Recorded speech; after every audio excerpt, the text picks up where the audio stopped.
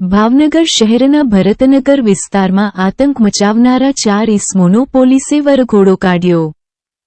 બનાવ અંગેની મળતી માહિતી અનુસાર શહેરના ભરતનગર વિસ્તારમાં રહેતા કૃપાલસિંહના રાઠોડના ઘરમાં કોઈ અગમ્ય કારણોસર પરિવારો પર 4 શખ્સોએ ધોકા વડે માર મારી આતંક મચાવ્યો હતો, જે અંગે ભરતનગર પોલીસ સ્ટેશનમાં ફરિયાદ દાખલ કરતા પોલીસે 4 ઇસમોને ગણતરીની કલાકમાં ઝડપી લીધા હતા, જે ચારેય સમૂહનો પોલીસ દ્વારા રીકન્સ્ટ્રક્શન કરી વરઘોડો કાઢવામાં આવ્યો હતો, જેના પગલે મોટી સંખ્યામાં લોકોના ટોળા એકઠા થઈ ગયા હતા।